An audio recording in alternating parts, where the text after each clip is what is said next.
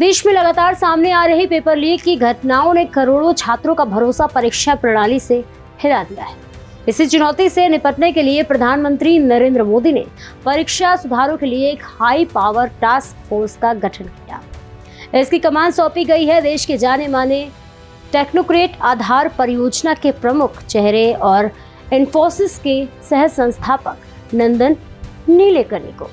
सबसे बड़ा सवाल यह है कि परीक्षा सुधार जैसे संवेदनशील विषय के लिए किसी शिक्षाविद या वरिष्ठ नौकरशाह की बजाय एक आईटी विशेषज्ञ को क्यों चुना गया। नमस्कार, मैं प्रेयसी पांडे और आप देख रहे हैं भारत एक्सप्रेस। आपको बता दें कि इसकी वजह है बड़े पैमाने पर तकनीक आधारित बदलाव लागू करने का उनका सिद्ध ट्रैक रिकॉर्ड। नंदन इससे पहले भी परीक्षा प्रणाली में सुधार से जुड़े रहे हैं।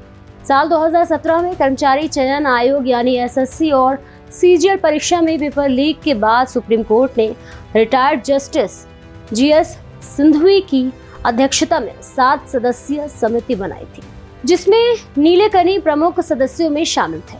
उन्होंने परीक्षा प्रणाली को सुरक्षित बनाने के लिए तकनीकी सुझाव दिए। इसके बाद एसएससी में कंप्यूटर आधारित परीक्षा प्रणाली को व्यापक रूप से अपनाया गया।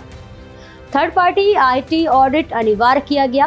प्रश्न पत्रों के सुरक्षित डिजिटल एन्क्रिप्शन और वितरण की व्यवस्था लागू हुई। साथ ही परीक्षा केंद्रों पर सीसीटीवी निगरानी और CERT.in सुरक्षा ऑडिट भी शुरू किए गए। इन सुधारों के बाद एसएससी अब तक 50 से अधिक बड़ी परीक्षाएं आयोजित कर चुका है और किसी भी परीक्षा में पेपर लीक की घटना सामने नहीं आई।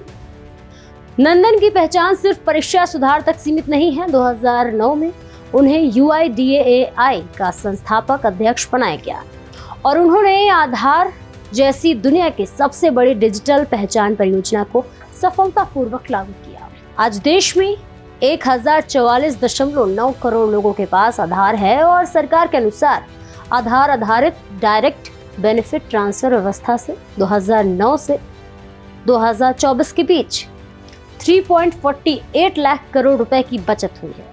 भारत के डिजिटल परिवर्तन की कई बड़ी पहलों में भी उनकी महत्वपूर्ण भूमिका रही है। यूपीआई के डिजिटल पेमेंट फ्रेमवर्क को आगे बढ़ाने में उनका योगदान माना जाता है। जीएसटी के डिजिटल ढांचे से जुड़े तकनीकी सुधारों में योगदान दे चुके हैं। G20 की digital public infrastructure task force के सह अध्यक्ष रहे हैं और सुप्रीम कोर्ट की AI समिति में भी विशेषज्ञ के रूप में शामिल है। सरकारी सूत्रों के मुताबिक परीक्षा सुधार के लिए केवल पारंपरिक प्रशासनिक उपाय पर्याप्त नहीं माने गए।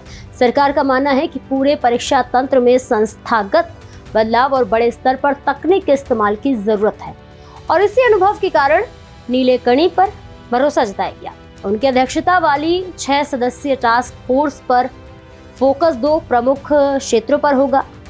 देश भर की परीक्षा एजेंसियों की जवाबदेही तय करना है और एडवांस टेक्नोलॉजी के जरिए भविष्य के जरिए सुरक्षित, पारदर्शी और लीक प्रूफ परीक्षा प्रणाली तैयार करना है। संभावना जताई जा रही है कि भविष्य में ब्लॉकचेन तकनीक के जरिए प्रश्न पत्र की पूरी यात्रा को सुरक्षित और ट्रैक किया जा सकता है, जबकि आर्टिफिशियल इंटेलिजेंस की मदद से परीक्षा केंद्रों पर संदिग्ध गतिविधियों की रियल टाइम निगरानी संभव हो सकती है। फिलहाल इस खबर को लेकर आपकी क्या राय है, कमेंट सेक्शन में जरूर शेयर करें और ऐसे ही और भी तमाम खबरों को देखने के लिए जुड़े रहिए मेरे साथ भारत एक्सप्रेस पर।